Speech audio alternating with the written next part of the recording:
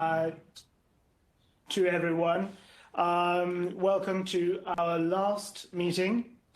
First of all, I'd like to thank you all for your active and constructive participation in this process over the last 4 meetings, well, 3 plus this one, and for your written inputs as well. That is very much appreciated, and it shows clearly your commitment to this process and to the future of SciChem and the Beyond 2020 instrument.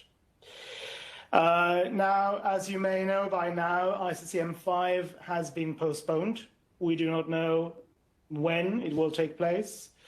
And obviously this has an impact on the immediate future of the process. Perhaps particularly then on the discussion on the existing emerging policy issues.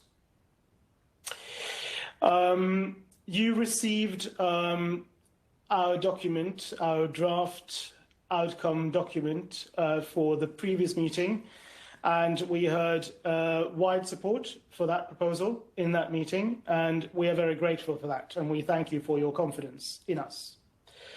After that, you were then given another deadline for the 22nd of January to provide written submissions. And based on these written submissions and the discussions in our previous meeting, we then put together the document that you received yesterday. And of course, we are sorry for the late arrival of that document into your inboxes, but unfortunately, that's where we are. Now, we would like to go through that proposal today and get the final feedback from you and see if we can converge further to inform the final document from this group. I wonder if we just change slides. I believe could get second one. There you have the agenda for today, which you should already have received. And then if we go to the next slide again,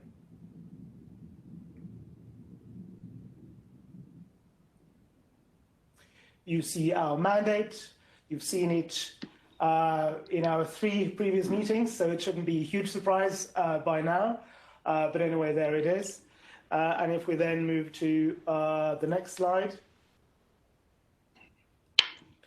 we then have an overview of the written submissions that we received by the 22nd of January. And thank you again for those written submissions. And then if we go to the next slide.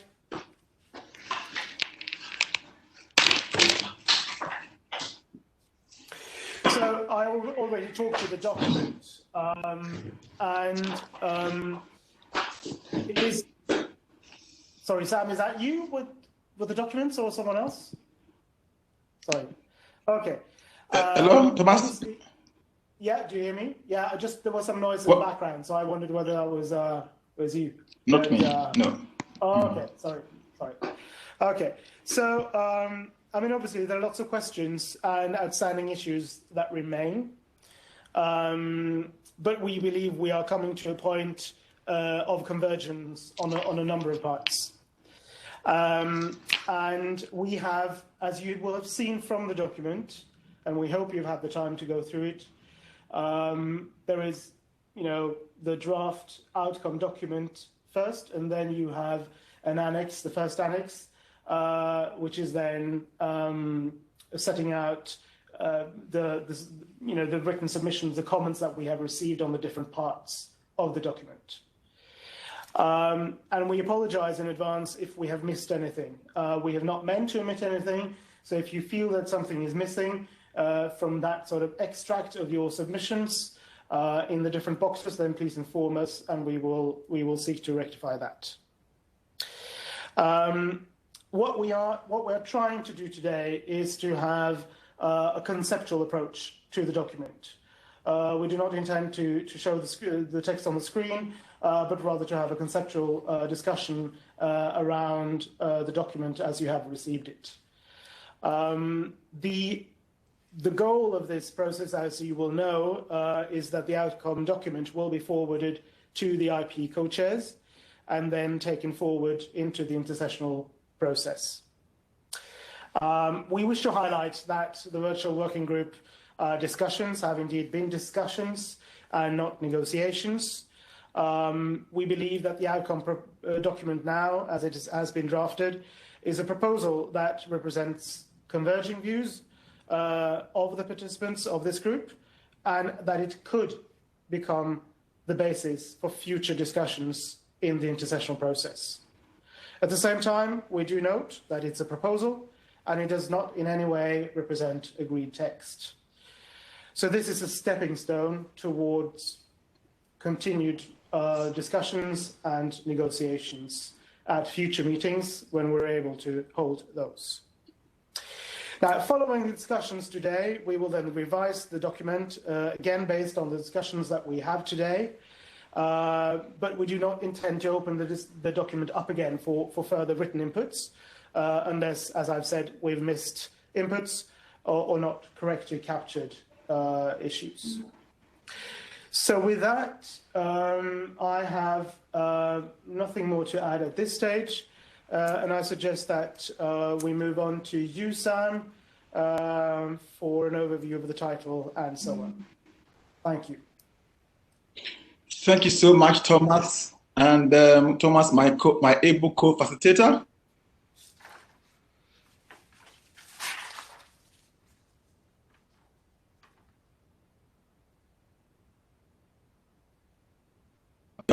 As Thomas has just said, we intend to go through our proposal, as you all have it already. So today, we will not spend much time with the title, so we won't start with the title. And then, as you saw from the proposal, the title, we have left the original title as we had, and because we did not come actually to any agreement. And at the same time, we also have compiled what we heard from you into the documents, and we do not see a need for a detailed discussion on it today. But quickly, may I ask two quick questions? One, do you have additional alternatives to add as the first one? Then number two, can we eliminate any of the alternatives currently listed?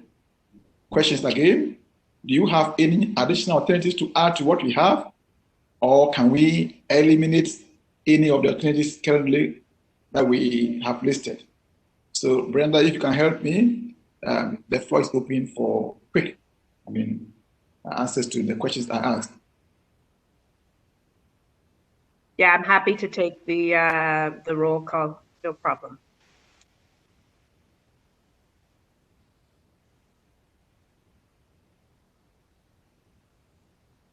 Laura Nazef from the US, you have the floor. Thank you. We had also thought perhaps issues of focus or issues to advance sustainability might be options. Thank you.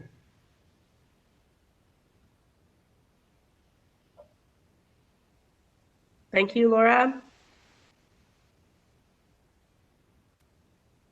Don't see other hands for the moment, Sam. Yeah, actually, I didn't hear what Laura said, actually, so. Okay, so Laura said they also had thought about issues of focus and issues to advance sustainability. Maybe, Laura, you could drop them in an email to the Secretariat directly or drop them in the chat for Sam and others. Yeah. Okay, so thanks, Brenda and Laura. Since we don't have any hands raised, so to speak, can we then move on to the definition as we have it there? So here too, we have compiled received in Annex 1 to our current draft. We have not prepared an definition, but or inside the bracket, we have inside the bracket in the definition as we have. So to speak, we have all your comments compiled in the Annex 1. And we haven't prepared any alternative definition yet. So more or less we have our text in brackets since then you have a lot of comments there. So we have any comments or proposals to advance this further?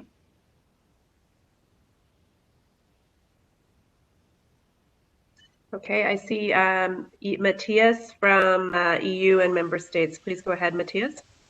Hi, everybody, and thank you, Brenda, for giving me the floor.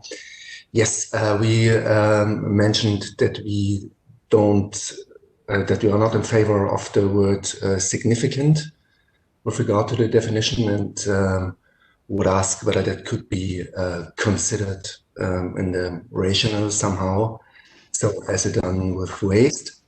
And additionally, it would be great to also see the rationale we gave for that, meaning that we see a narrowing of the scope that is laid in the 2030 agenda in SDG 12.4.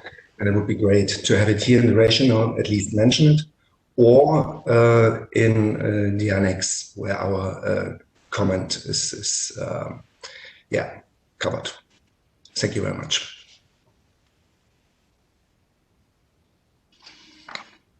Thank you, Sue. Brenda, any other submission? No other hands raised on the definition. Oh, I see Laura from the USA. Go ahead, Laura. Thank you. Just on the definition, we had proposed some alternative wording to incorporate issues that would benefit from focused attention and collaboration, including on strategic objective D. So we were also wondering if some note can be made in the rationale to address that. Thank you.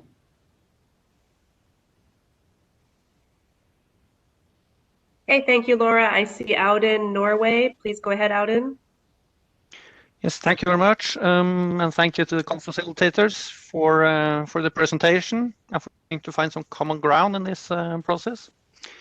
We propose to move the effects on human health and the environment from the last part of the definition to the first part, as this is the most important part of the definition in our view. So we would appreciate if that could be reflected. Thank you. Thank you. Laura? Sorry, Brenda, I'm not sure the one person who spoke because I had some break in line. So, yeah. So thank you, Audun. They've suggested some rearrangement in the text that was already included in their written submissions. Thank you, Audun. Then we have Sheila from ICCA. Please go ahead, Sheila. Thank you. We would support Norway's proposal, but would like to keep significant adverse effects. Thank you. Thank you, Sheila.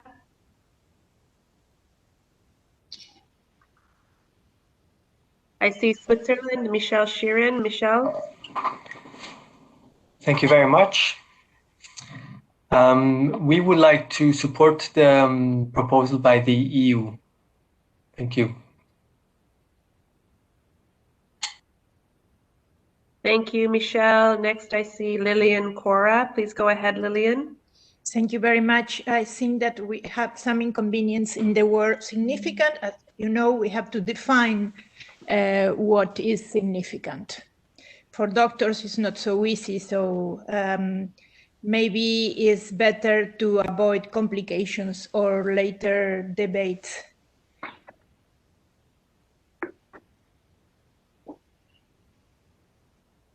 Thank you, Lillian. I don't see any other hands. Okay. Thank you so much. So I believe we can move on. So thanks for the comments so far. We go on to the submission of information. And I must say here too, we had a general support for the list of information in our proposal. And we've made an attempt also to compile the inputs we have received to the extent possible. And what we have done is not to list all inputs submitted, actually. Per se, we've done number of them. And we also believe that we have captured the comments to the extent possible and do not see a need actually to discuss this text at this time. So if you agree with me, it means that we have much discussion today on the submission information. I hope that's fair, or unless you have a contrary view to that. Then that can we test the flow and see if Yeah. okay. Yes. So first is Laura Nazef, USA. Please go ahead, Laura. Yes, thank you. I just had a couple of points on this section. For item C, we would suggest at the end of the paragraph, taking into account specific national circumstances. And in item D, we would suggest saying how addressing the issue can assist countries to meet the SDGs. Thank you. Thank you, Laura. Any other? No other hands. Okay, in that case, oh, I have one hand, sorry. Okay, all right. Syed, please go ahead, Syed Mahdi.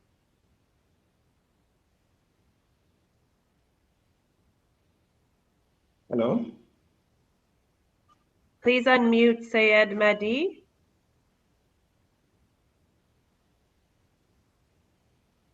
There's a bit of a technical glitch, so we're going to work on getting Syed linked up. Maybe in the meantime, we can take Gilbert from IPEN, and then we'll go back to Syed. Oh. Yes, thank you, Brenda, for giving me the floor, and thanks for the co-chair for the new proposal. My hand was about the definition. I'm sorry. Can I go ahead with definition, please? Hello? Please go ahead. Gilbert. Yes.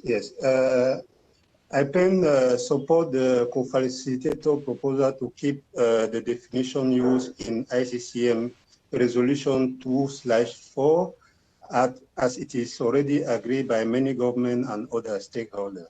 However, we note that in the practical world, the understanding of adverse effect or impact is not common among stakeholders. And to correct this misunderstanding in the new instrument, I can propose to add to the current definition text a second paragraph.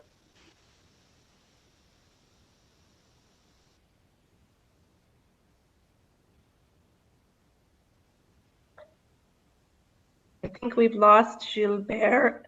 I have. Alex, can you work on that one? Significant adverse effect. Thank you. Oh, thank you, Gilbert. You cut out a little bit in your intervention, so maybe I could ask you to also put your comment in the chat so we don't miss it. Would that be okay, Sam?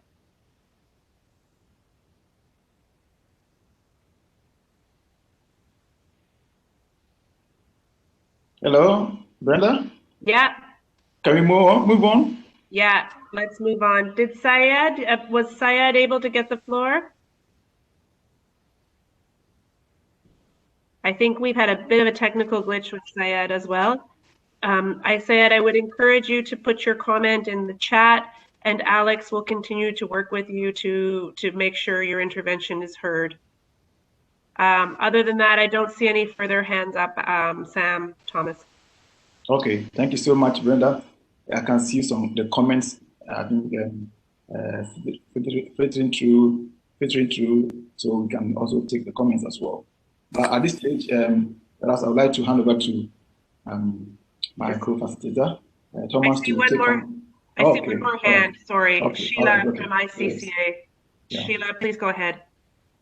Yes, thank you. We just wanted to highlight that our preference would be for 1 Alt B. Thank you. Okay, thank you, Sheila. No other hands raised. So I guess there's no more hands raised. So, Thomas, I would like to hand over to you to continue from where I ended. Thomas? Thank you very much, Sam. Now on to section C on the nomination, selection and adoption process. Now we have compiled the text proposal that we have received from you in section into Annex 1.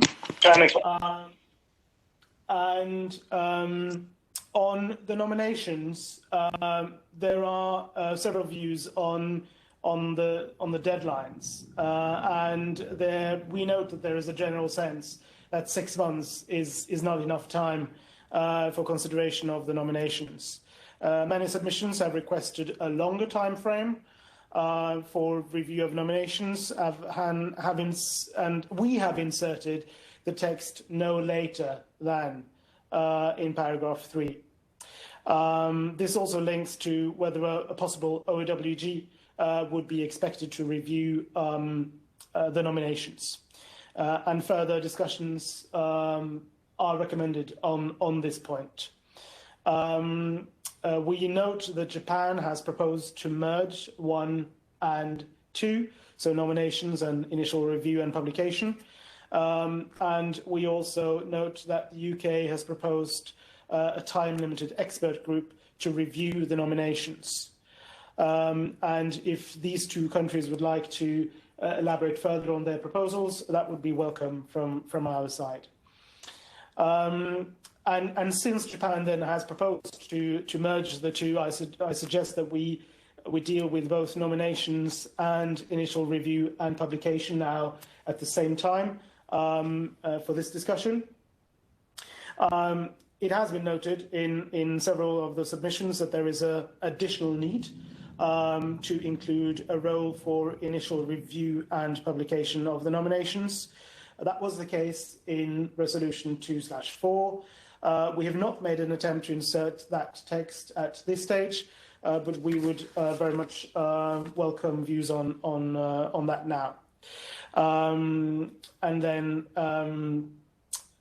that there is also a call for a process point to include a process step for comments on the nominations and subsequently then to revise it.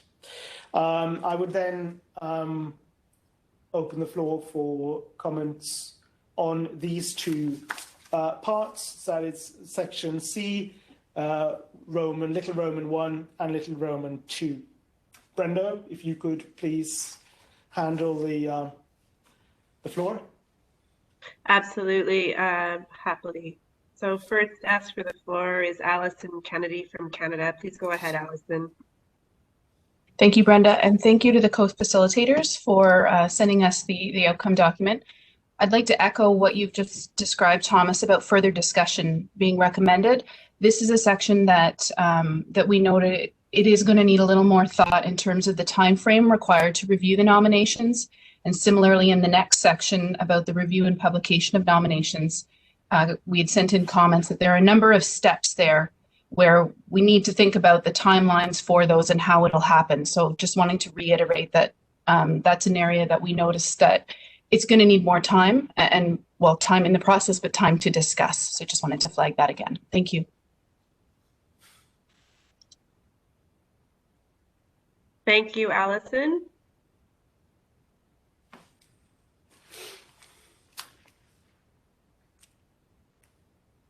I see Fomito asking for the floor. Fomito Ishimura, please go ahead. Can you hear me? Yes, I hear you well. And please identify your organization. Thank you. I'm Fumito Ishimura from Japan Ministry of Industry. I missed to speak regarding B submission of information. So I'm sorry, but I want to speak about regarding B1A. First, proponents should submit the information on the scientifically demonstrated adverse effect on human health and the environment caused by the issue rather than the concerns in general without scientific background. If our proposal to include the scientifically demonstrated adverse effects in section B1A are not accepted, Japan further suggested having a process for scientific assessment during the nomination process.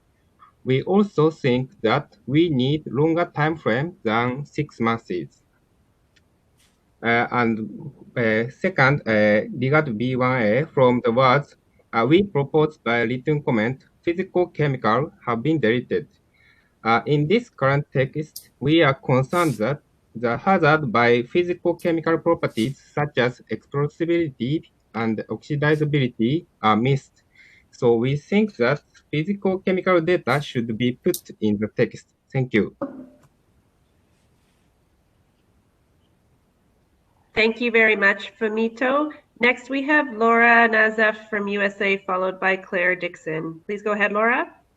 Oh, just on the nomination of issues, we had suggested something where stakeholders may wish to engage others who might be interested in the issues, just because there's an opportunity here to engage stakeholders who might be able to provide more information that would be helpful for the deliberation, stakeholders who might not normally be engaged in the Beyond 2020 instrument. Thank you. Thank you, Laura. Next, we have Claire Dixon from the UK. Go ahead, Claire. Yeah, hi, it's Claire Dixon here. Thank you again to the co-facilitators for bringing this work together. It's really useful to see all of the text here and the work we've made in this group. So I think Thomas had said that we had suggested a multi-stakeholder group at this nomination stage and to go into a bit of detail about our reasoning behind that.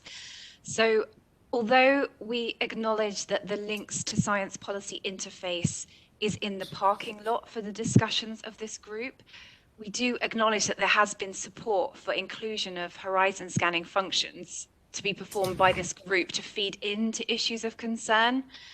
The sentiment behind that being that visibility of which issues need to be adopted needs to be a scientifically guided process.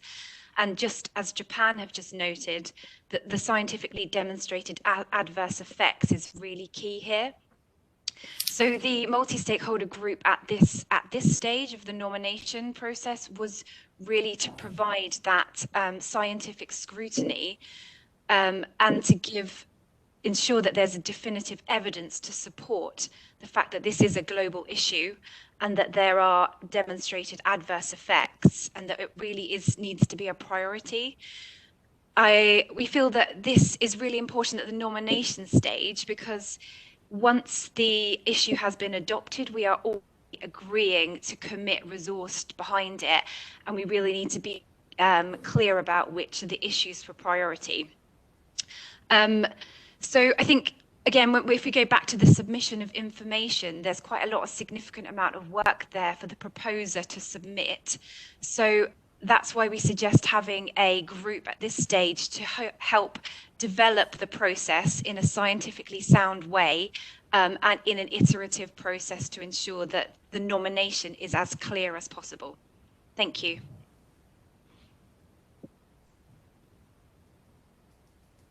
Thank you very much, Claire. I see Lillian Cora. Please go ahead, Lillian. Here, because looks like now we are really boxing the conversation under what should be only issues of concern, but looks like we are not comprehensive with new and emerging issues. Sometimes from the scientific area, we are not conclusive on the health effects, but we know that it's a new issue that we have to investigate. The microplastics is a very good example. So I'm a little bit confused here, and really I don't like to see that new and emerging issues, worrying issues are out of this box. Thank you.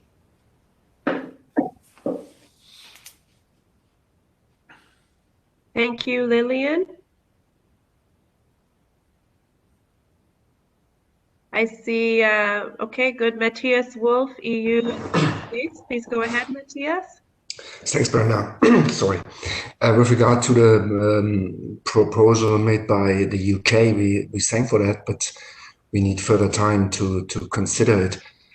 For the moment, it sounds a bit like narrowing very much the future scope in comparison to the current one we have, because as far as I understood the UK, it means that scientific evidence is needed in every case before an issue of concern can be tackled. And I'm not sure whether that should be our approach for the future. But yeah, we have to further consider it. And that accounts as well to the question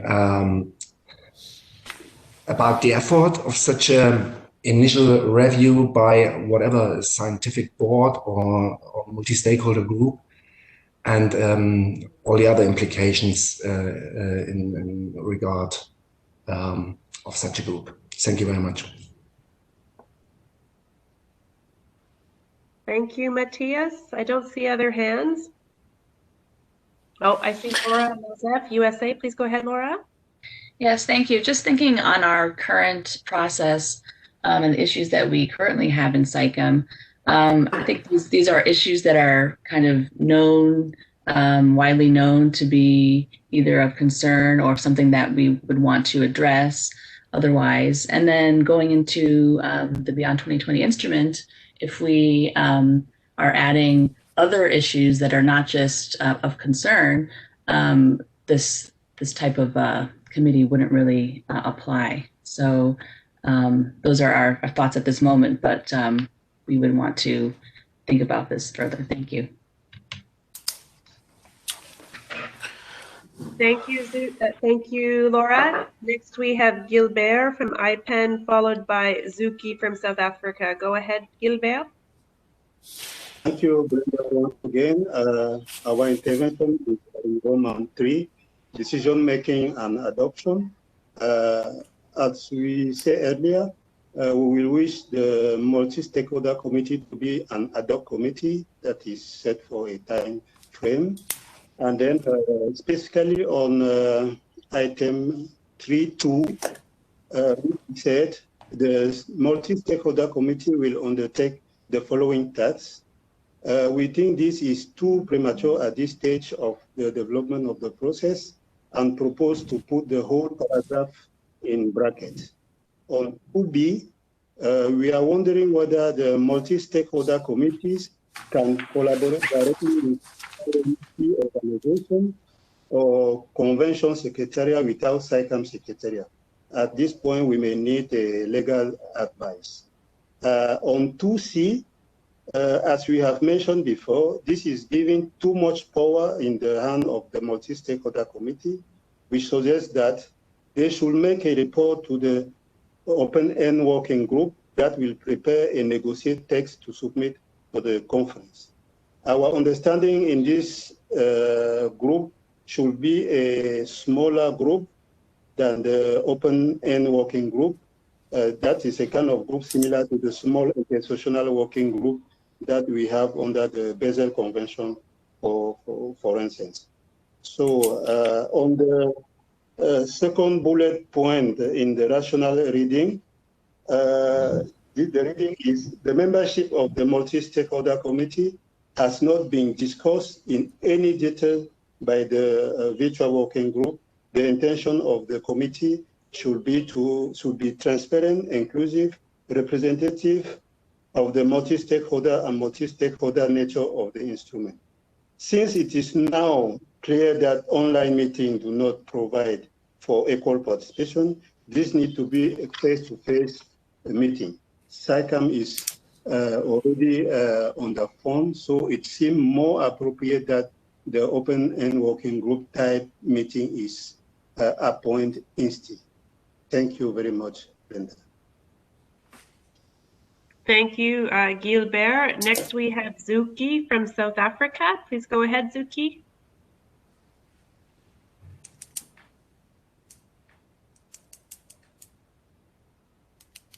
Zuki, I think you're unmuted, so can you speak?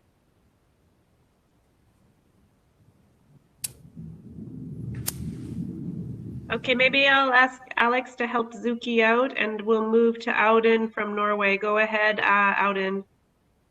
Yes, thank you very much, Brenda. From our point of view, we would support the establishment of a group of actors for each issue of concern with the responsibility for developing a work plan and guide its implementation as is outlined in the current text. We do not have a firm position on the name for such a group. In some cases, for some issues of concern, such a group may be led by an IOMC organization, while in other cases, country representatives may lead that group. We think we should be open to different solutions to this. With regards to UK's proposal to bring in this multi-stakeholder committee already in the nomination process, like EU, we would need some more time to consider the pros and cons of this proposal, but we appreciate the proposal. Thank you. Great, thank you, Audun. Next we have Hiroyuki Mashida. Please go ahead. Thank you, Co-Chair and Secretariat for great work. Regarding initial review and publication of nomination, paragraph 2 makes the list of nomination and comments from stakeholders publicly available. But this text is not clear when stakeholders are called for comments in the first place, and we need to look at the text. Thank you very much. Thank you, Hiroyuki. Thomas, did you want to take the floor for a moment? Yeah, just thank you, Brenda. Very much appreciate the discussion, but I see that two participants have already addressed Little Roman 3, so I thought I'd just like to introduce that item before we move on in the discussion. Now, on decision-making and adoption, based on the feedback, we have inserted a sentence regarding the conference may be needing to prioritize issues. So that is something which is new compared to the document that you saw and that we discussed at the last meeting. There were also then, as we've already heard, a number of comments and different views on our proposal for a multi-stakeholder committee. And those views were also made at the last meeting and in writing. And there are questions as to the status of this group, the membership. There are views on the name and the functioning of the group.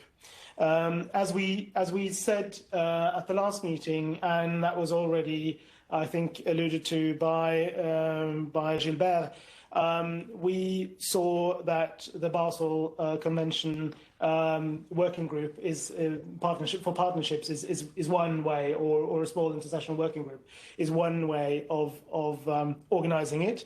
We also note that the Lead in Paint Alliance is a different model. We have, from Sam and my point of view, we have no firm views on this, except that we see the need for some kind of a steering group. That the committee or group will then guide the efforts and implementation on the issue.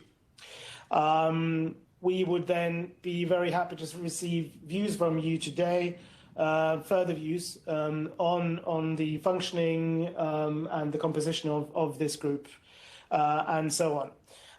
We note that the committee or the group would need to be transparent, inclusive and representative of the multi-sectorial and multi-stakeholder nature of the Beyond 2020 instrument. We believe we see a convergence on the need for any such group or committee to be ad hoc. The membership, of course, has not been discussed yet in any detail by the virtual working group. We would welcome views on that. And any other aspects of this multi-stakeholder committee, as it was called by at least one in one of the submissions that we received. With that, I also opened up the floor for further comments on Little Roman 3, Brenda. Thank you.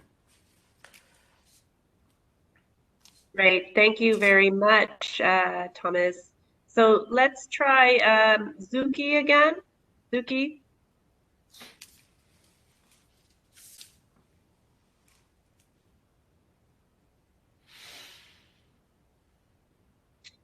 Okay, Zuki, I understand maybe you've put a few comments in the chat, but please, can you write them in, paste them in to everyone, because I'm not hearing. Oh, your microphone's on. Try again. Okay. Unfortunately, Zuki, if you could drop your comment in the chat to everyone. Okay. Oh, I hear you. Go ahead. You can hear me? Yes, Okay. well. Thank you, friend. I don't know what's been happening. Thanks. Good morning, good afternoon, and thanks to the co-facilitators. I wanted to touch on a few things. I've indicated the first one on the nomination process, that is 1C2. We said this is the African region before, that there shouldn't be kind of like an approval of a nomination by the focal point, and the reason being academics may realize or feel that there is a need for nominating a particular problematic chemical, and the government may not necessarily feel so for various reasons. But what is needed here is to ensure that the science is protected, there's no manipulation of the process. And having said so, we are all equal before SciChem as the various stakeholders. So I don't understand what is the need for the focal point of government to have to kind of rubber stamp or approve a nomination by any other sector, so to speak, of the various stakeholder groups that are there in SciChem. And then the other issue is the issue of protecting the nomination itself. Before, like SciChem, we used to nominate publicly in OEWG, but we have seen whereby there's bullying. Well, I've said this before. So to try and to protect the nomination, if then you have a small group, like we would have a pop rock or CFC, not the big group we are having currently, OEWG, everybody there. But it's important to ensure independence, to protect the science, to protect those small countries that may be bullied by the bigger ones or superpowers or those that are assisting them financially or otherwise. So that can only happen when we are having a small scientific group that is independent. Of course, representation of the various regions, UN regions, is critical. But you need to ensure that going forward, we are learning from our mistakes before. We can't repeat the same mistakes as if there were no serious problems with what we were doing before.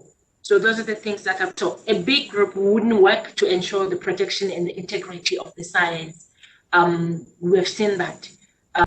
So those are the things that I would like to highlight at the moment. Thanks, friend. Thank you, Zuki. Next, I have Matheus Bastos from Brazil.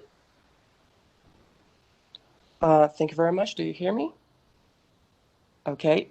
So regarding topic 3 on decision making and adoption, first of all, we have already raised our concern towards the use of the word implementation as a prerogative of the eventual multi-stakeholder committee. But we would also like to reiterate, as others have already done, that we need further discussion on the very nature and the mandate of such a committee. Animations, for example, in topic 2A, to indicators and targets seems to be equally relevant in these discussions, because, for example, what would be the parameters to these targets and indicators? Yesterday, we had a very fruitful discussion under a virtual working group, one on targets, which nonetheless showed us how difficult it is to build precise and effective indicators. So we would need more time to think it over.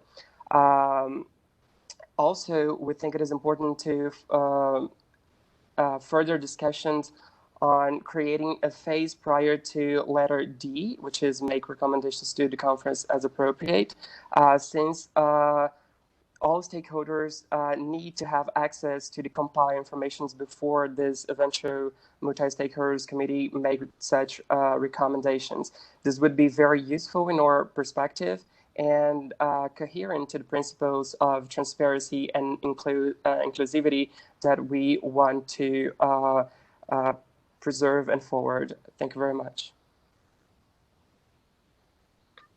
Thank you very much, Matus. Next, we have Gabby Engelman from UNIDO. Go ahead, Gabby. Thank you, Brenda, and I would also like to thank the co-facilitators and the Secretariat for preparing this proposal. I'm speaking not only for UNIDO, I'm speaking also for the IMC organization participating at this working group. And I think we mentioned during the last call already some points regarding the multi-stakeholder committee. And what we would like to raise is we need something that is feasible and realistic, and that it's practical. A committee that really supports that this new emergence policy, new issues of concern, or however they are called, will be another success story on the SICAM, but will also be integrated in the entire framework, so not going a separate track. When we look now at the proposal, we see also that this group should implement the work. And there we are not sure if that is really the most practical way to go forward. One issue is that with such a setting, we don't believe that any activity would be CHEFable, would be eligible for CHEF funding. With such a setup, a committee that reports to the conference, we don't see that the CHEF would provide financial resources for activities. And as we understand, CHEF would be one of the part of the financial resources for the implementation. That's for us a concern also, to have something that is really does not delay also the activities. We don't know how frequent the future conference will meet, because the committee has to report to the conference. So if they meet every 3 years, so decision how to move forward in the implementation probably only can be taken every 3 years. Is this flexible enough for the issues we are going to treat? We have some doubts on that. And overall, if I have, because I have the floor now, or I have the microphone unmuted now, I should say now, not the floor. So we had also some made some reflections during the last meeting on how this how the way forward with the new issues is being approved. I mean, is it through a resolution, or will it be part of the instrument? How we nominate, how we select, how we review the process. For us, it's not clear yet in the co-facilitator proposal. Will everything be in the instrument, so it's less flexible, or will we have the flexibility to have a resolution when we adopt new issues of global concern or of whatever concern? That's for us not clear yet. We see for the existing EPI, that's very clear. It should be a resolution taken at the ICCM. But for this one, we need to get some further guidance to better understand. Thank you. Thank you, Gabby. Next, we have Auden from Norway. Please go ahead, Auden. Yes, thank you very much. An additional point to my previous intervention, point 3, decision making and adoption, and point 2a, the reference to targets and indicators there. We have made a comment in writing as well that we should wait for the conclusions from the targets and indicators virtual working group before we finalize this text, and the wording now leans towards one of 2 main options discussed in this group. So we should wait for the outcome of this virtual working group. Thank you. Great, thank you, Auden. Next, Olga Sporinskaya. Go ahead, Olga. Thank you very much. A group of NGOs, so we have a comment regarding the nomination, and so we believe that focusing on scientifically proven adverse effects only will miss the possibility to nominate an issue of concern based on the precautionary principle and data obtained on the ground. And information based on the precaution principle and community data should be equally considered during the nomination.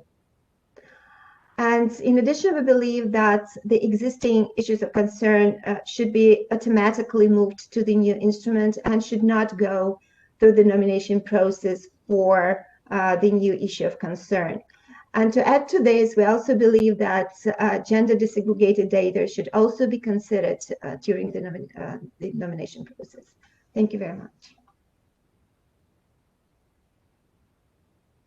Thank you, Olga. Next is Laura Nazef from the US. Go ahead, Laura. Yes, under little 3, the multi-stakeholder committee, we think they should be ad hoc groups. And we think that they should coordinate implementation of the work plan, not implement it. It would be difficult to see how they could implement the whole work plan.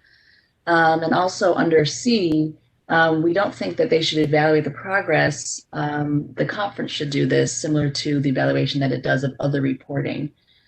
And then perhaps a note could be added to the rationale that there are, if there are existing issues that move forward, some of them already have groups that coordinate implementation. And then just going back, thinking further on at the nomination stage, the idea of having a scientific group, just caution that we wouldn't want this to be redundant of the science policy interface. I think discussions are still going on about that in the other groups. And also that that this should be more advice if needed from a scientific group, not a requirement that it go through this type of a group. Thank you.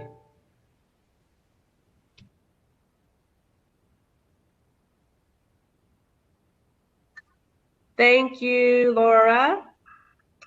I don't see any other hands for the moment. There's a number of comments in the chat. I don't know. Oh, Terry, please go ahead.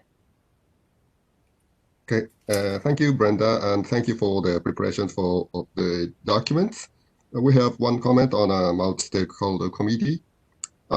Japan thinks that a multi-stakeholder committee could be established when deemed necessary, but not essential. We think that having a custodian like IOMC organization is enough to coordinate among relevant stakeholders and activities, as we have done so far for the emerging policy issues in current SICAM. Thank you very much. Thank you very much, Terry.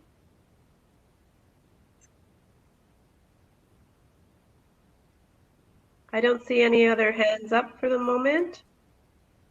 I don't know, Thomas, if you want to have the floor for comments. Thank you. I mean, I think that was a very fruitful discussion with good feedback to Sam and me, and so thank you for that. If there are no further hands at this stage, I propose that we move on to you, Sam, for section D. Thank you so much, Thomas, and thanks all for the great contributions.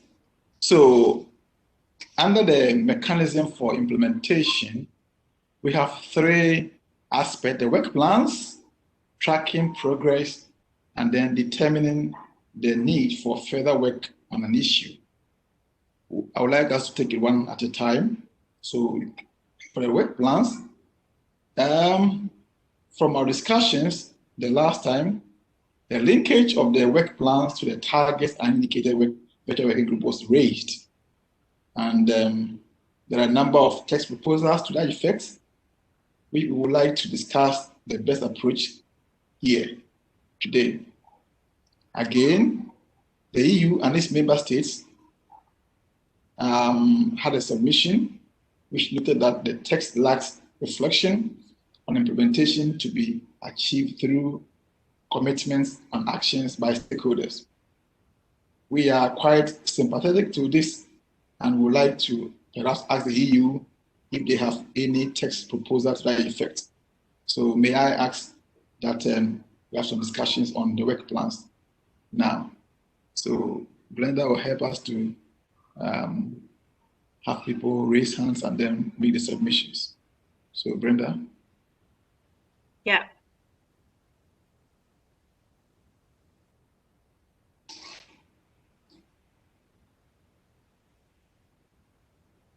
So no hands up. That's always a good sign.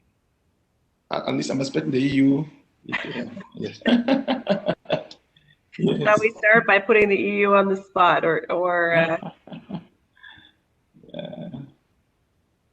Okay, Matthias, thank you for volunteering. Go ahead. It's just I'm not sure whether I understood Sam correctly. Sam, are you asking for text proposal regarding the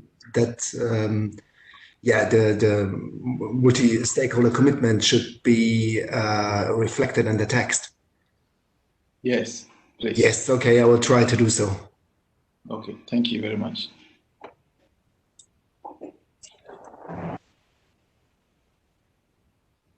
Okay, thank you, Matthias, for getting us started there. Laura Nazef, USA, go ahead, Laura. So on the work plans, we think that number 2 should read that the Secretariat, in consultation with the multi-stakeholder body, should invite all relevant stakeholders to implement the work plan. Thank you.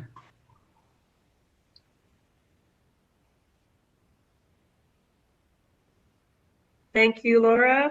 I think that consolidation or the alternate is in the annex. Please go ahead, Olga.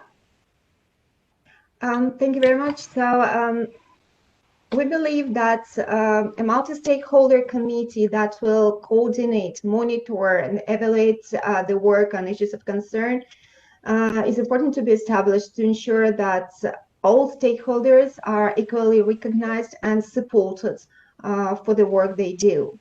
So, but this multi-stakeholder committee should not implement the work plan, but should coordinate the work, monitor and evaluate it.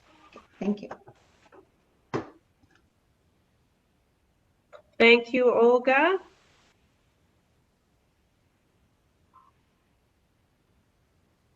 I see Gilbert from IPAM. Go ahead, Gilbert. Thank you, Brenda. We think that on the work plans, item 2, all stakeholders instead of be encouraged to be request to take necessary action and provide funding and necessary assistance toward the implementation of the work plan. Stakeholders should be request instead of encourage, we propose.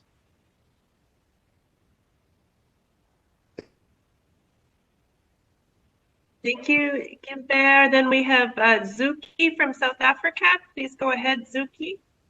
Thank you, Brenda. Can you hear me? Yeah. Thank you.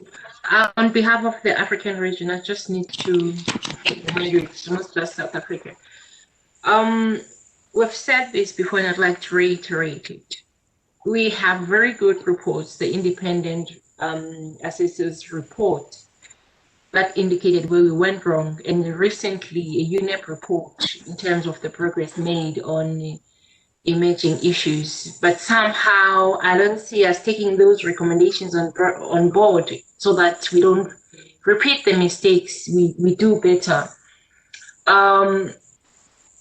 For example, the UNEP report, I think it was released in March of last year, indicates the difference between developed and developed countries in terms of implementation, in terms of addressing these emerging issues, how the two don't mirror each other, and there's no progress whatsoever in developing countries as has been observed in developed countries. Now, if we are saying here, we are going to have nominations that are going to the conference, we know the chaos that was happening in conferences when it comes to endorsing a nomination, yet we want to repeat that process. And again, we're saying we've got these various stakeholders that will see to it that the work plans are implemented.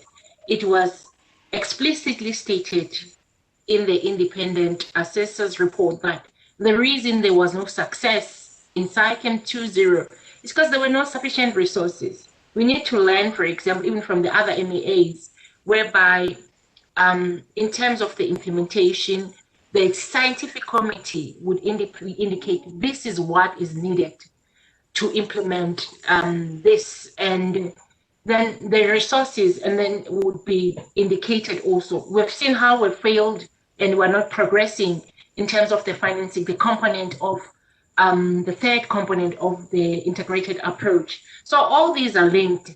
That's why I was saying it's worrying that we're progressing in some of these virtual groups, in others we're not. What we need to do going forward, if really we want to make a difference, we need to be honest. The thing about science being independent and protected, those countries, whether developed or developing, that have resources, now that an issue has been nominated and everybody agreeing that this indeed is a problem, they can on their own, where it is feasible, start implementing when there are no sufficient resources. But if then we are having this open-ended process whereby the science, whereby you don't have recommendation by the scientific committee that doesn't have ulterior motives or protecting whatever interest they are having, you have science being compromised, and we're missing an opportunity and partnerships that would come in even between countries. So I'd like to emphasize the need to protect the process such that we get to a level whereby we are able to prioritize, informed by the scientists, that this is a problem. We need to start there instead of having an open-ended process that is done in a conference. It's not going to work. Otherwise, we're repeating the mistakes we did before. And that's why we never succeeded. And it's not worth it then. Well, why are we doing this hoo-ha of these back and forth meetings, yet we're not acknowledging the independent assessors? Somebody was able to assess us. UNEP did a good report. We need to take those on board if we are to move forward and do better than we did before. Thank you.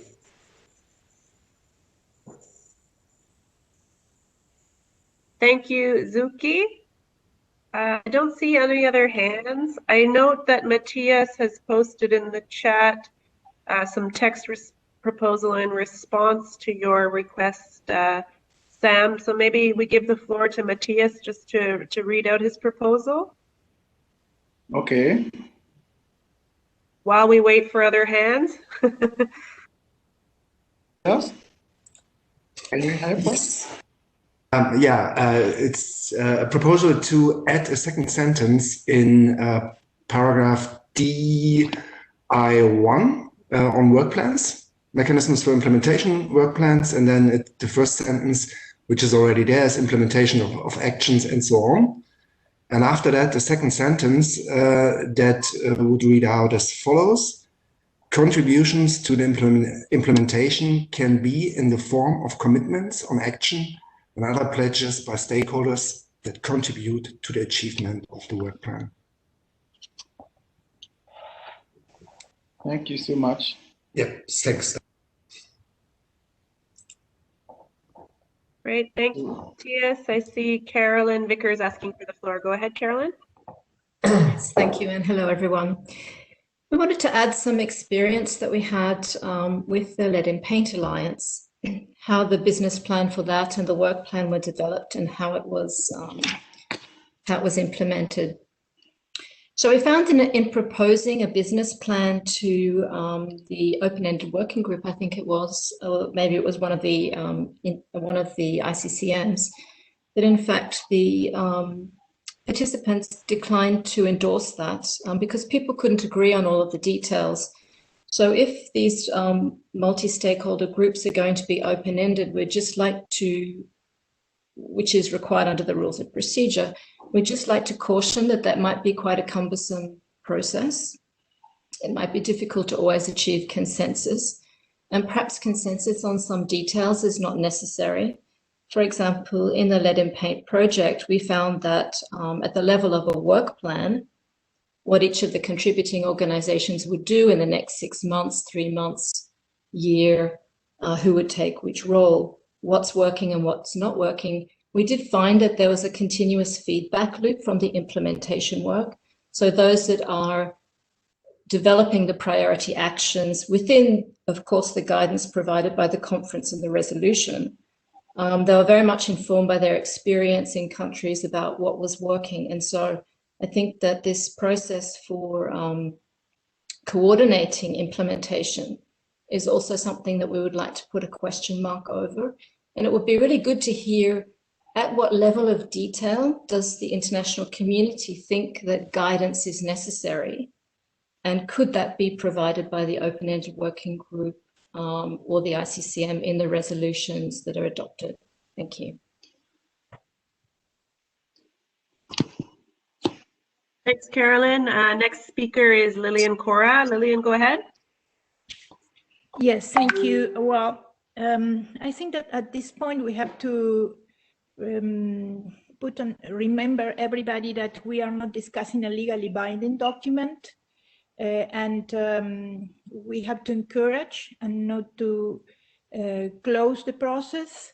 I think that we have to encourage the participation of all stakeholders, bringing their capacity. And so if we tie and we go too much into the details, maybe we are discouraging the participation and the presentation, and I'm worried about in this point, you know, looks like we are too much in the detail, and sometimes the voluntary work of the different sectors and the capacity of the different stakeholders go further than what is expected when we start to make the things visible. And this is the point, to make our problems, the things that are not still on the table, to be more visible. Thank you. Thank you, Lillian. I don't see other hands.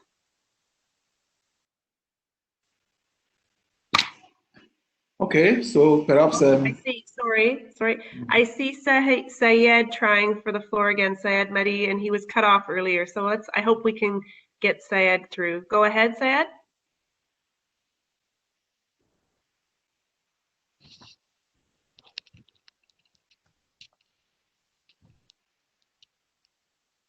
Please go ahead, we hear you. I think your microphone's working.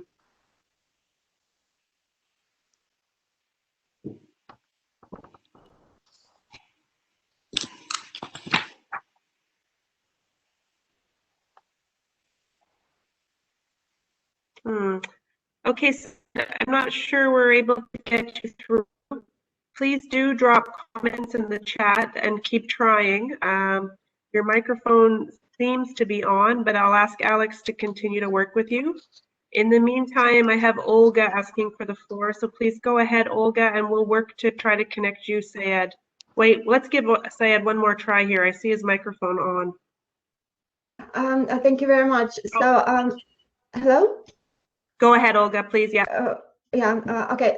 Thank you. So, determining the need for further work on ICs can be done based on the evaluation of the results of the work plan implementation and on a particular IC, and according to the modalities for reviewing of existing issues of concern to be established in the text of the successor to SICOM. So a group of NGOs prepared trigger criteria, which are now in the annex to the co-chair's paper, and that could be used, could be discussed further, and could be considered as one of the modalities for reviewing the work on ICs. Thank you very much.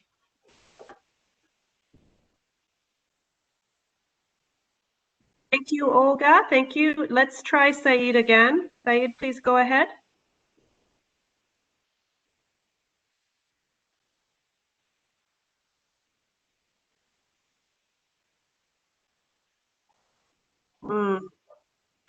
Yeah, we're still not hearing you, Saeed. I'm so sorry. Please feel free to drop your comments in the chat while we get this sorted. Next, I'll move to Matthias Wolf from the EU member states. Please go ahead, Matthias. Yeah, thanks. And sorry if I'm a bit late. I lost the track probably when preparing the text proposal. With regarding tracking progress, work plans, and determining the need for further work, just a general note, I think it's really necessary, as mentioned by others, that we further discuss the details of who does what. Yeah, just to mention that in the end, EU member states think that all decision making should be up to the conference. Yeah, and the question is who could prepare this or should prepare this decision making, but yeah, it should be clear that it is the conference that decides. Thank you very much. Thank you, Matthias. Next, we'll go to Laura Nazef. Go ahead, Laura. Yes, thank you. On tracking progress, we think it should be that the multi-stakeholder groups will guide progress toward implementation or coordinate implementation, and that the Secretariat would coordinate monitoring and reporting. And we don't think that all these details on the reporting is needed. It might be better to just refer to section 6G of the instrument, so there's not duplication. And then also on determining the need for further work, just a small note that the last sentence, we think it should read the conference following a progress evaluation of the work plan, and not activities carried out in accordance with the work plan, because that might make it seem like the details of the progress evaluation are described in the work plan, which wouldn't be the case. Thank you. Thank you very much, Laura. I don't see anyone else asking for the floor.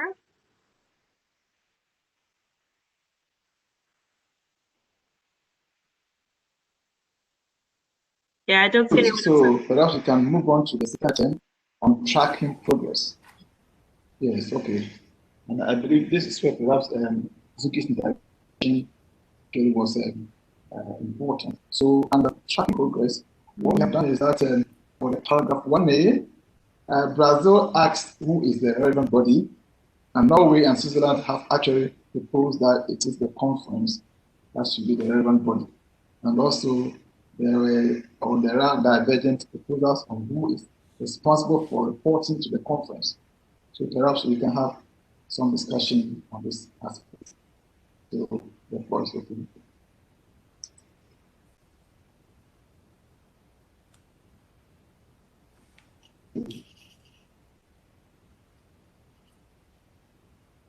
Well, don't see any hands up quite yet.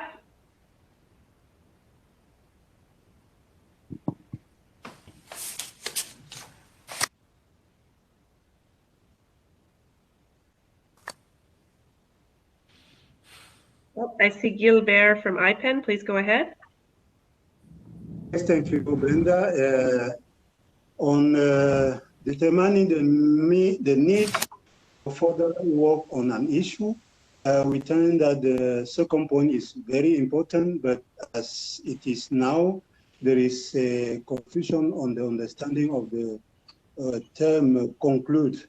It will be very interesting to have more specific language here, because conclude be maybe hard work, close, sunset, advance, arrange, and then for not English people, it may be difficult to understand really what is the substance of this paragraph. The conference may decide to conclude work on a particular issue. We should elaborate more on what we understand by conclude, the clarity and communication. Thank you very much. Okay, thanks, Gilbert.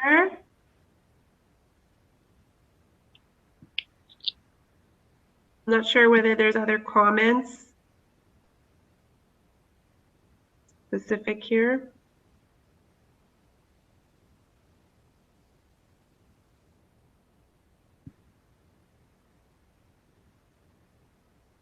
Can we move on? Okay, Sam. I don't see any other hands up. Okay, thank you so much. So let's take the last bit of the mechanism for implementation.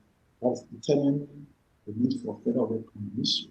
So here we have rearranged the order, that's paragraph 1 and paragraph 2, after the input that we received from participants. in the last meeting. And as a proposer, the bank has actually requested that the explanation is provided by the lead agency consultation with the Secretariat. So may I ask if there are some comments from participants and determine the need for further issue. Please. Sure. Thank you, Sam. It was a little difficult for us to hear you there, but I think Sam's just now requesting any final comments, particularly on section 3. We've noted a few that have come through already, but if there are additional comments, I think we're getting close to wrapping up agenda item 4 here.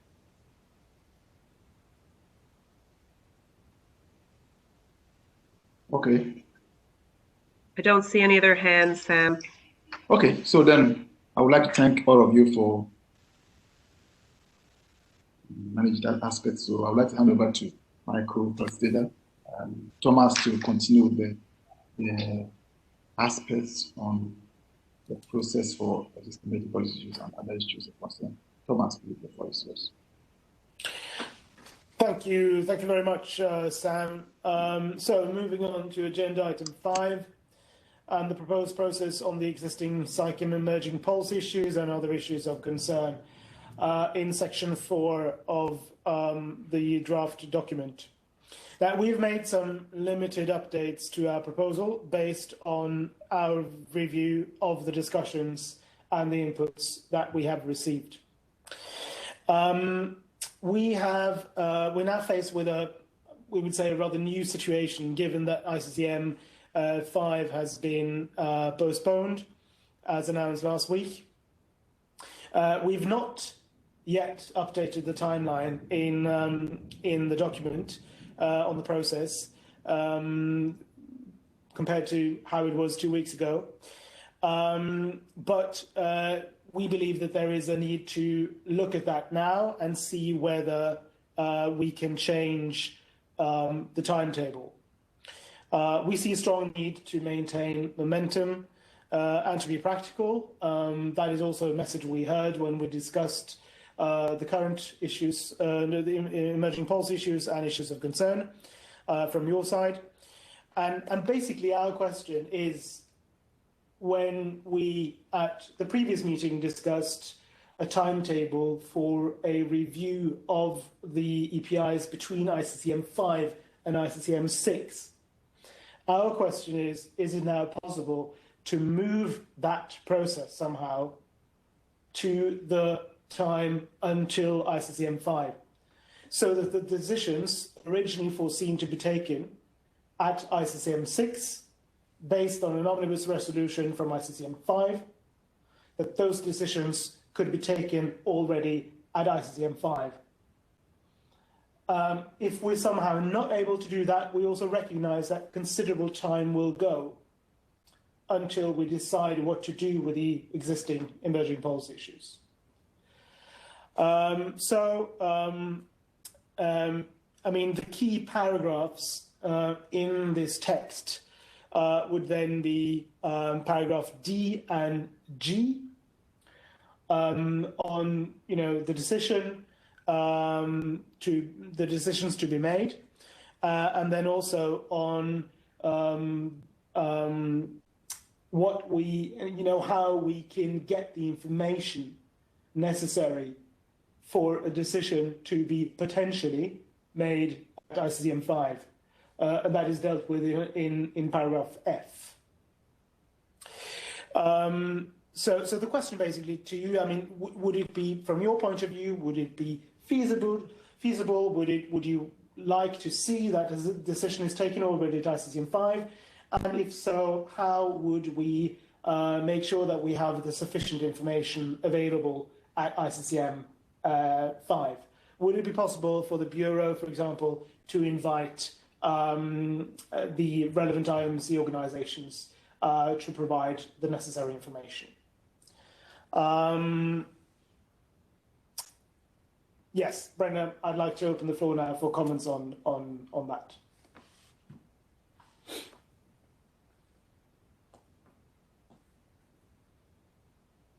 Brenda? Yeah, thank you, Thomas. No comments? Oh, I see Martha Astrup. Please go ahead, Martha. Hi, thank you, and hello everyone. This is Martha from Norway. We just wanted to make some comments on the process for existing EPIs. And as Thomas asked, we appreciate if the IOMC organization could compile and present relevant information for a decision for the international conference. And with the additional time now available, we could aim for a decision on the different EPIs already at the ICCM5. And we also want to add a point to the document that in order to align the EPIs with the future issues of concern, the information expectations could be in line with the points made under submission of information, and especially point H, which concerns the elaboration of a proposed work plan, including a list of priority actions and related timelines. Thank you.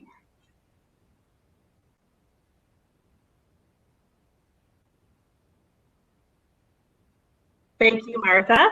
Next is Michelle Scheer in Switzerland. Go ahead, Michelle. Thank you very much. And thank you very much for Thomas for describing the new situation and providing some points for thinking.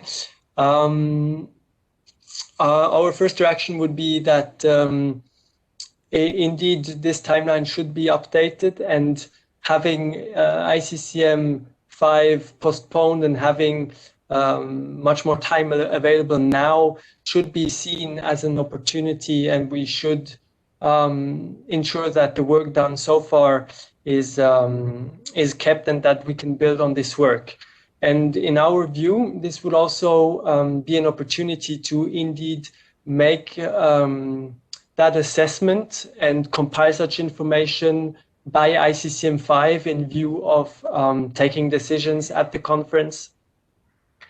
And for this, we would also like to highlight that we have a number of documents already available that should be part of such an analysis. There's SAICM evaluation. We also have in particular the UNEP report, assessment report on the issues of concern, or more precisely on how far we have got as an international community in addressing those issues of concern. So we think there is a lot of information that can be compiled and that would indeed be very useful in view of taking a decision at ICCM 5, and so therefore we would be welcoming this, and thanks again for this suggestion. We would support this and be very much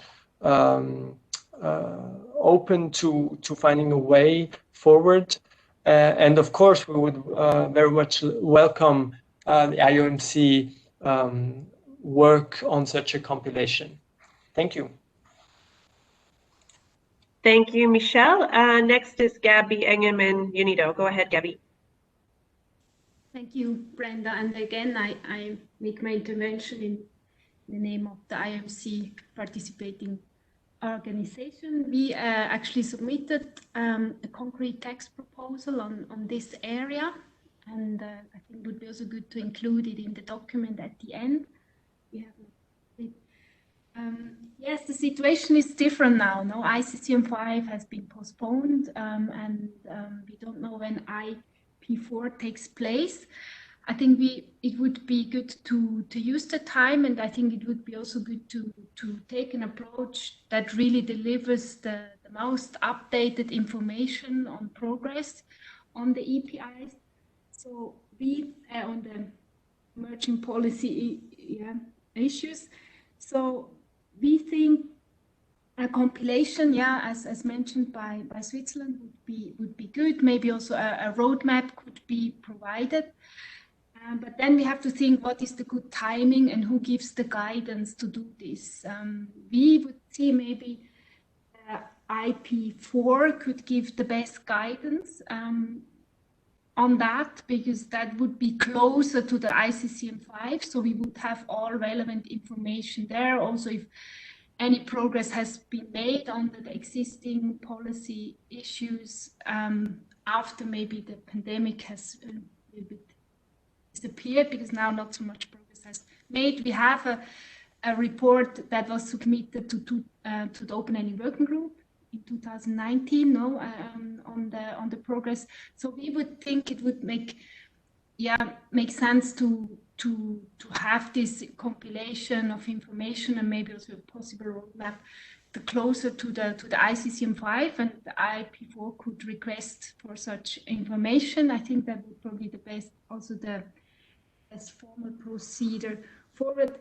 Also taking in consideration that there should be a link to the objective, strategic objective of targets and indicator, how they contribute to this. It's difficult to say this now, because we have discussed it, but we still don't have a decision on what would be the strategic objective for the future instrument, what are the targets, what are the indicators. So we think the IP4 probably can give more guidance on this. Thank you. Thank you, Gabby and RMC. Next is Laura Nazef, USA. Go ahead, Laura. Thank you. We think it would be helpful to have a compilation of information. Although thinking to ICCM5, we wonder if there would be enough time at that meeting to take those decisions, given that we would also be negotiating the text of the instrument.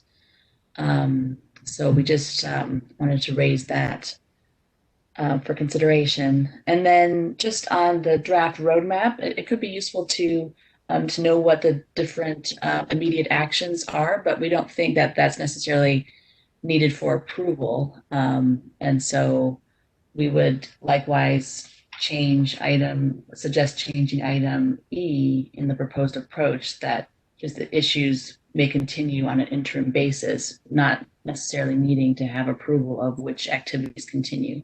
Thank you. Thank you, Laura.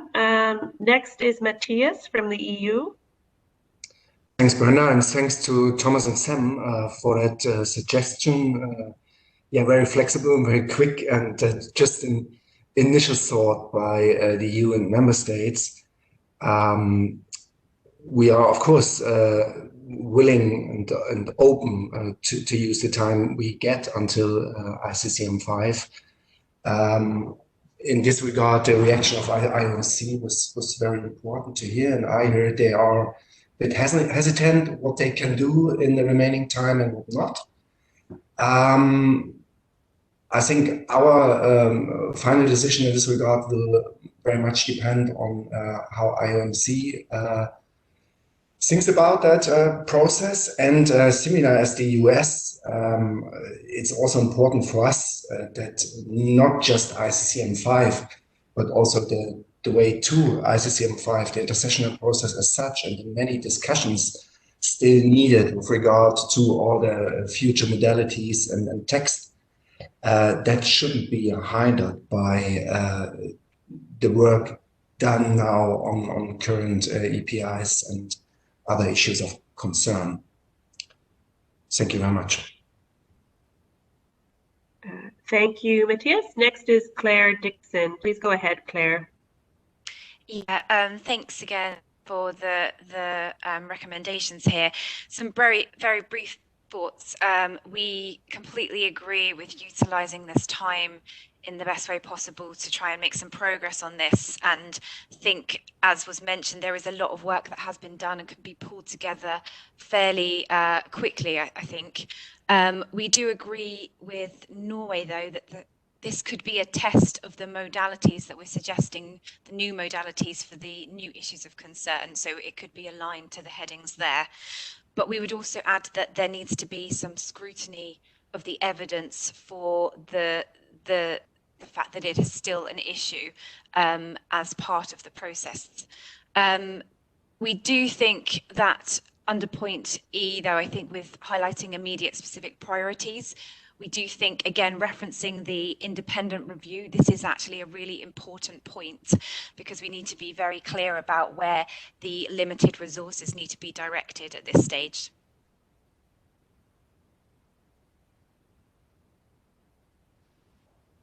Thank you very much, Claire. Are there other hands up? I don't see any for the moment. Okay, I see Carolyn, followed by Matheus from Brazil. Go ahead, Carolyn. Yes, thank you very much.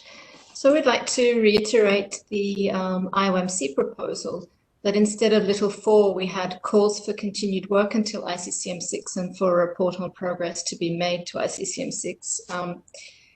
The philosophy behind this was because we felt that calling for continued work in the interim period would enable that to take place without needing to spend time on negotiating the specifics of it.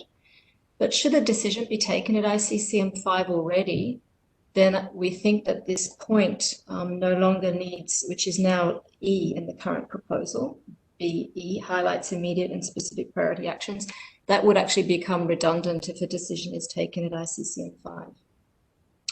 We'd also like to highlight the addition we had made to what is now paragraph F.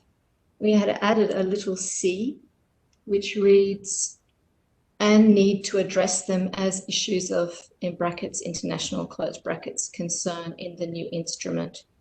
And if I understand the co-facilitator's proposal, this had been inserted into the draft roadmap, but it might be a good idea to keep it in this section as well, just so that the decision-making body knows what to expect out of that process. Thank you. Great, thank you very much, Carolyn. Next is Matheus Bastos from Brazil. Go ahead, Matheus. Thank you very much.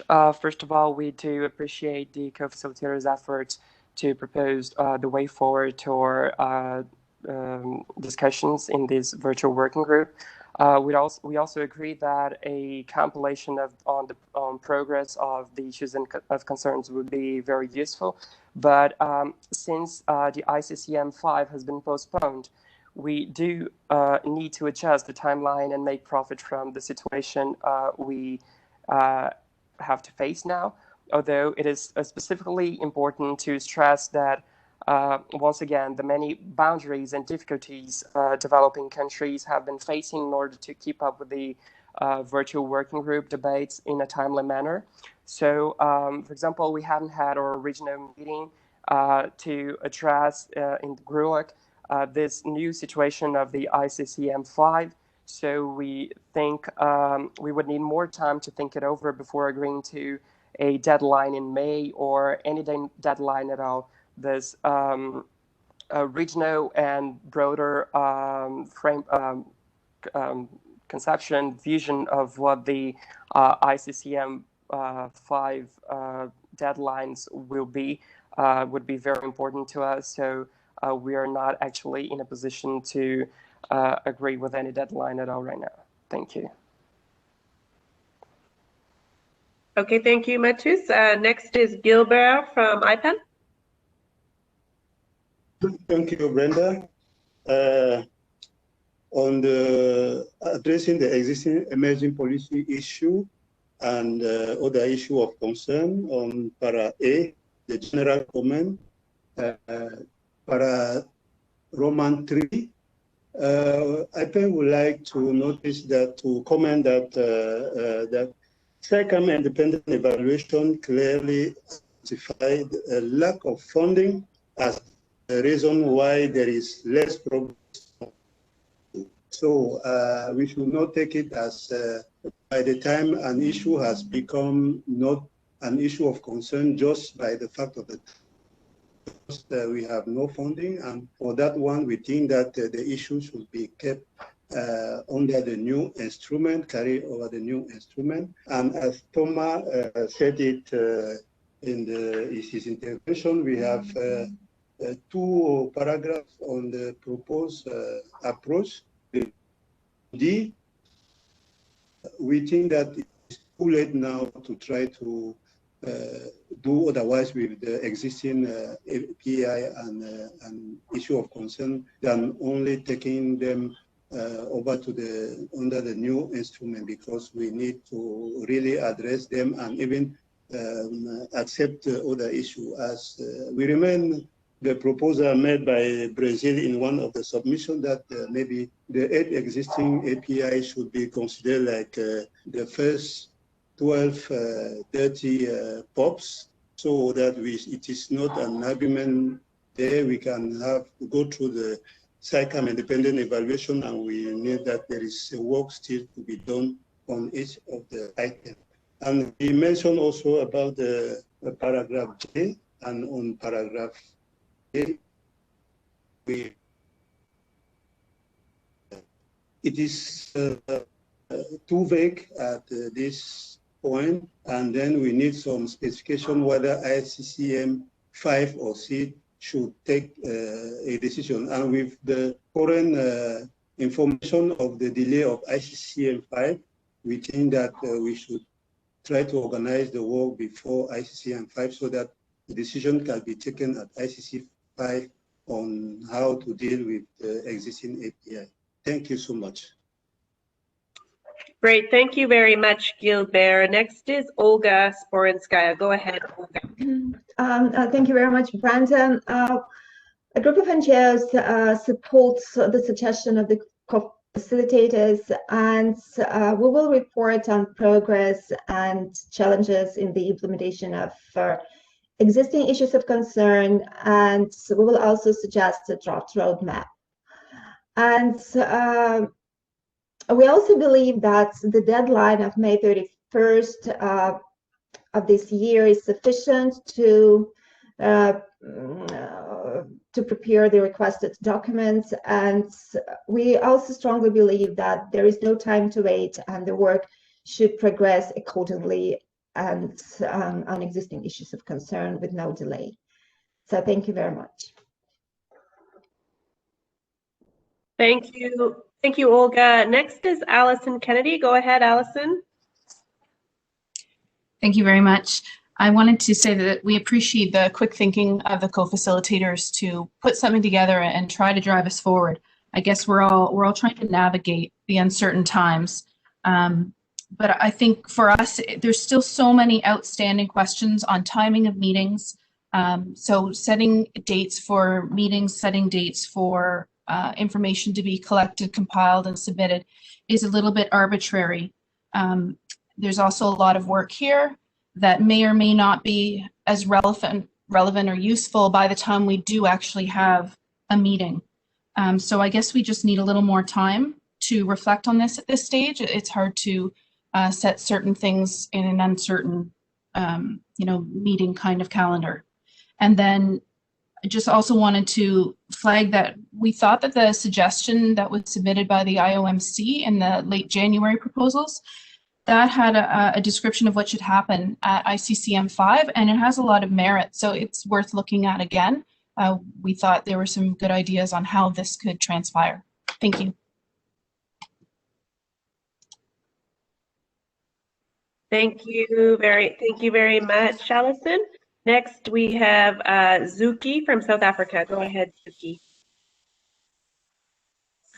Thank you, Brenda. I'm listening, and to be honest with you, I'm struggling to understand how we behave when we're with the same stakeholders, because we're the same stakeholders that nominated these existing emerging issues. And yet here we are deliberating something that ought to have been done, and we failed doing so. There's a decision to that effect that there needs to be a report on the progress of these, a decision that finds us all that we are party to. We are the ones who took that decision. And if us as the same stakeholders cannot honor our word, I'm challenged by that, seriously challenged. Because ordinarily what we should be pushing for is to be pushing for that report, for those reports as soon as like yesterday. More so with this UNEP report that even Switzerland referred to, I've been referring to. You can go and have a look. It was presented by UNEP, why there are problems, in addition to the independent assessor's report. So if those two reports are not enough for us, we need to push for the resolution that we're having, that indeed there has to be tabling of the progress. And that would be a third reporting in addition to the independent assessor's report, to the UNEP report, and this one of this resolution that is our resolution.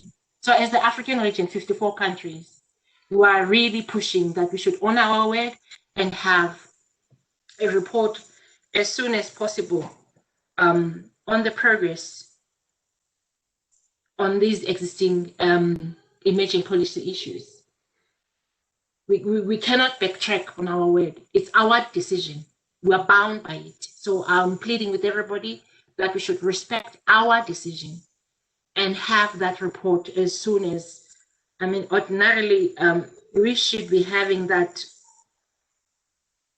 by May. It's there. That's when we're supposed to have that. And there's already groundwork that has been done by the UNEP report. There's nothing new that's going to come from that. There's nothing that would have happened differently. We're under lockdown, all of us.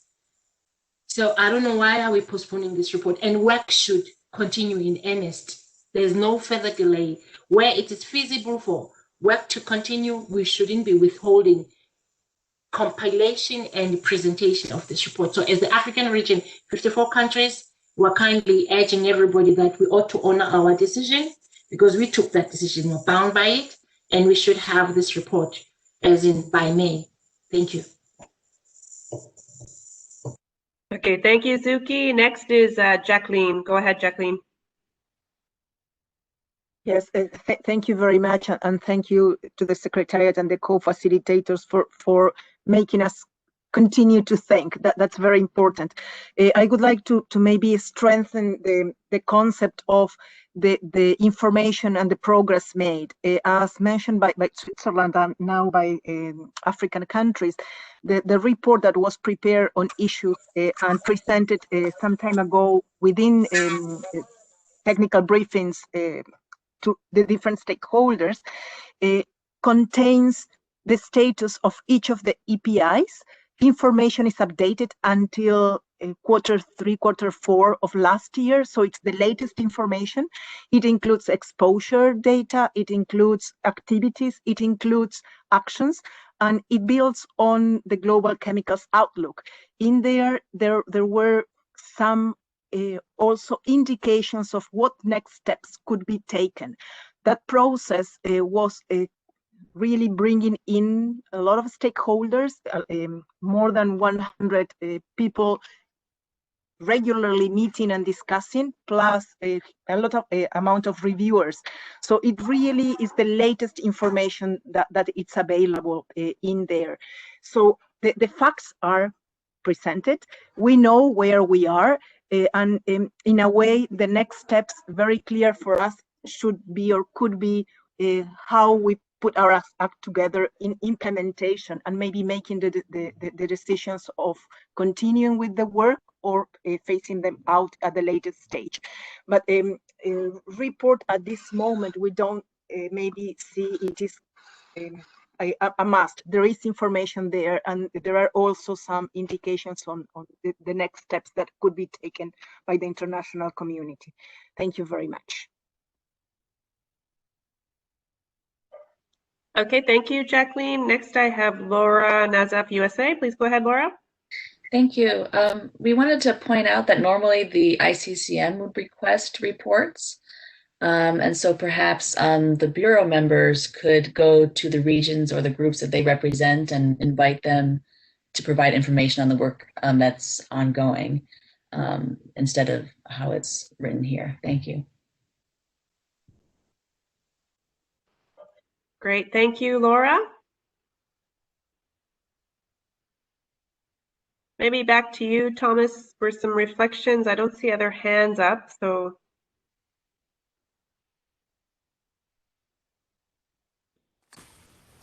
Thank you. I think at this stage, I mean, obviously we are in uncharted waters or territory, and I think it is. I sort of get the impression that to some of you this is a bit it's a slightly new perspective. You need more time. It is a very uncertain. We do not know when the next meetings will be. Of course, we fully respect that. This is anyway not a decision we can take as a virtual working group, but we thought it was very useful to hear your views on it. And we thank you for those. And obviously this is something I think to be continued. What we will do is then relay these ideas to the co-chairs of the international process, and then let's see where we go from here. But I'd like to thank you all for your views so far. I think, Brenda, at this stage that is where we are. And if there are no further hands, I suggest that we well, I mean, one other thing. Well, as we have time, we have annexed the trigger criteria proposed by a group of NGO for further consideration in moving forward. And if I'd like at least to provide time for that group to present their proposal, if they would like that. While we wait for them to respond, a hand went up. So maybe Olga and the group of NGOs may want to consider presenting their trigger criteria. And over to Laura Nazap, her hand went up in the meantime.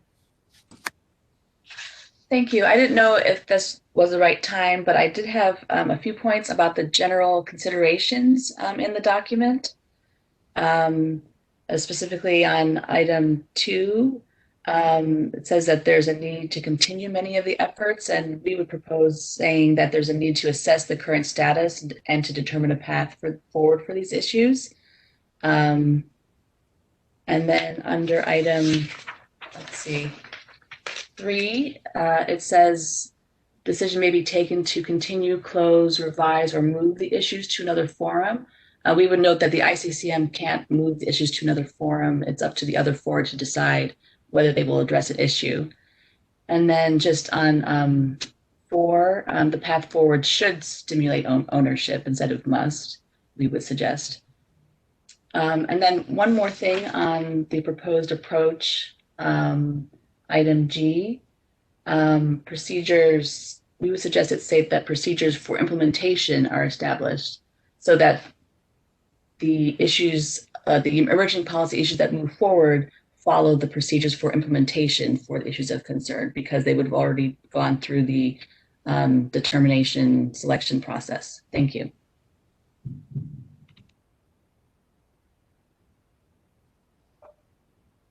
Okay, thank you, Laura. Back over to you, Thomas. There's no other hands up. Okay, so I know we put that group of NGOs on the spot, and maybe it may be too soon for them. I mean, at least we have annexed the proposal to the document, so it's there for everyone to see and study again if they haven't seen it already. And with that, I think if still no hands have come up. Olga has asked for the floor, so please, Olga. Thank you. So thank you very much. Yes, we're very happy that our documents will attract the attention of this group. And so as we noted in our submission, so first of all, these triggers were presented actually twice at IP3 and then as a revised information document for IP4. And the idea of this trigger document is to understand whether sufficient work has been done for a particular issue of concern, or whether the work on a particular issue of concern should be elevated to an increased obligations on stakeholders. And so this our trigger criteria is different from the evaluation of a long-term work plan for an issue of concern. And actually, it is designed to identify an issue of concern or key aspects of a particular issue of concern that need further actions with increased ambitions. And this kind of evaluation is not does not follow the periodic review of work plans of issues concern, but can be done on, as we see it, like on a needs basis.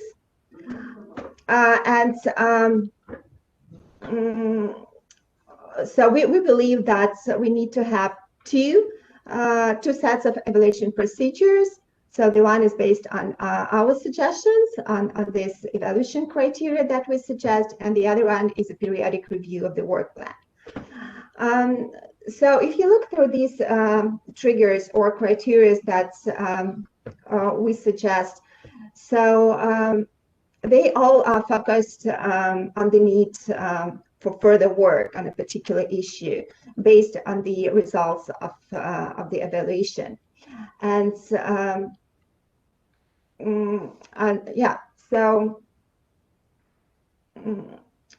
well, I'm not sure that we have time to go through all these criteria. So if you have any questions or are interested to to discuss more to discuss particular criteria, so we're happy to do this, but we don't want to spend too much time of your time for this. But what I said is the basis of our work. Yeah. So. Thank you, Olga, and thank you very much for the presentation. I just think that I would invite interested stakeholders to discuss the proposal further with you and with the group of NGOs. Yeah, and right. I'm really sorry. Just very quickly, I would like to say that we are happy to set up a webinar on our trigger criteria if needed. We had one at IP3, but then, as I said, so we revised the triggers, and we could definitely set up a webinar if there is a decision to do so. Yeah, thank you. Thank you very much, Olga. I think with that, we have someone else asking for the floor. Okay. Lillian, did you want the floor? I see your hands down now. Lillian Cora?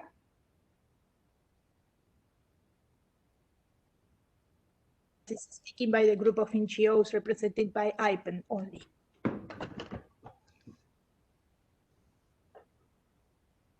Lillian, we missed the beginning of your comment, maybe. Could you just repeat yourself? Yes, that to avoid confusions, it is important to clarify that Olga is speaking by the group of NGOs represented by IPEN only. Thank you. Thank you. Thank you for that clarification. And with that, I'd like to pass over to Sam for concluding remarks. Thank you so much, Thomas, and thank you all for your commitment and excellent contribution ideas. Perhaps before I provide my final remarks, I would like to find out whether some of you have maybe some concluding thoughts for us to share. So if you have any, final idea or thoughts on our work, because today is the last day of our group on issues of concern. So any nice thoughts from the group? If somebody can or has a thought. Brenda, can you see any hand anywhere? No hands at the moment. Okay, let me wait a while. Maybe they are coming. Oh, I see Zuki from South Africa. Go ahead, Zuki. Okay. Thank you, Brenda, and thank you, Sam, for that prompt. I'd like to, with due respect, I'd like to just remind all of us that this work is what is most critical of what SciChem is all about, of what SciChem can be, and generally chemicals and waste management. For without this emerging issues, there wouldn't be much to do other than to support existing MEAs that have specific scopes, respectively. And having seen how explicitly Agenda 2030 has shown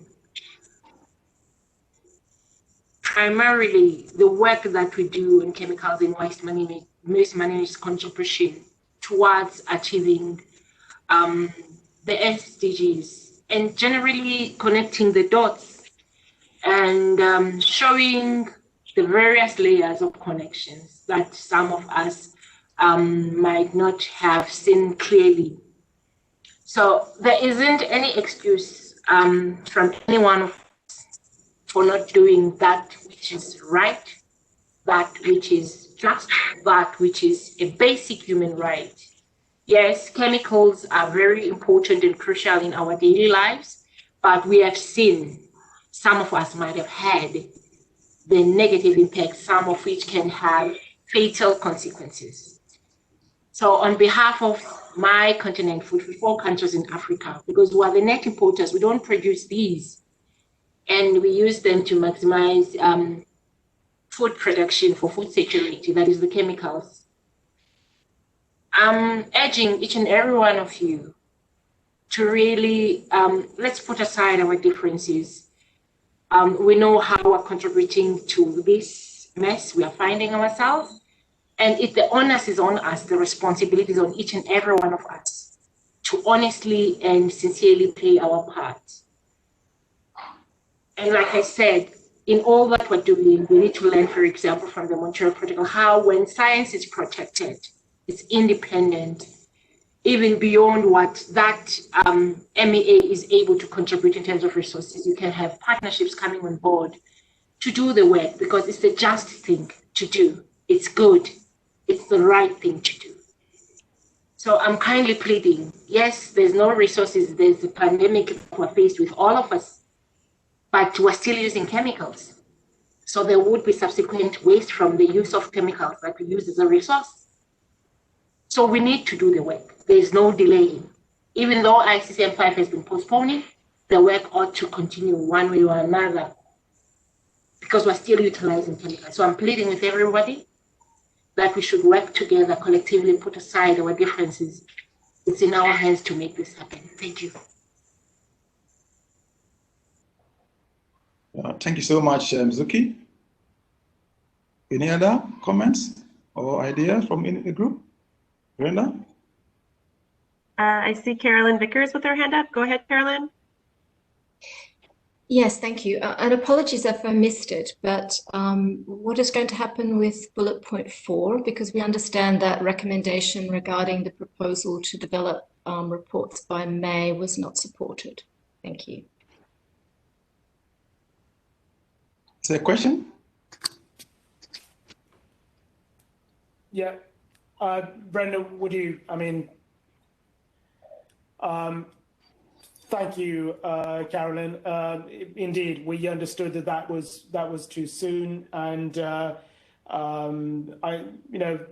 while there was support for trying to move this process forward in light of the delayed process for the ICCM 5 and 6. We realize that that May date is too soon, and I think we will just need to reflect further on this. But I think that what we noted was an interest, at least, in exploring the possibility of trying to move this process forward. Thank you.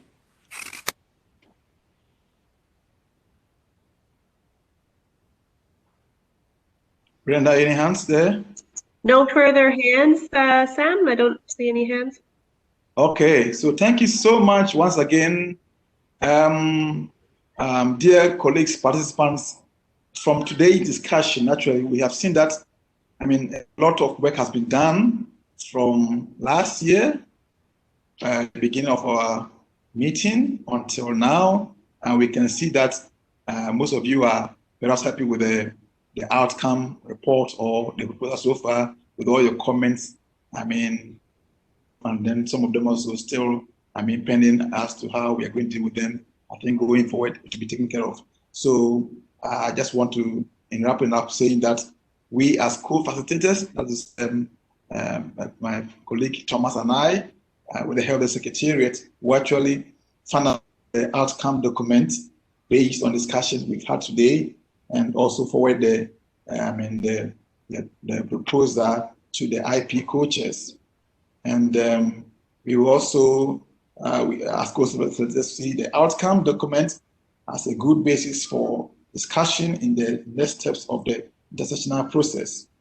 We also encourage more discussions at the regional level to advance this work, and also bilateral discussions where there are different views in order to promote convergence. So we will submit the recommendations to the Bureau on existing SciChem EPIs and other issues of concern.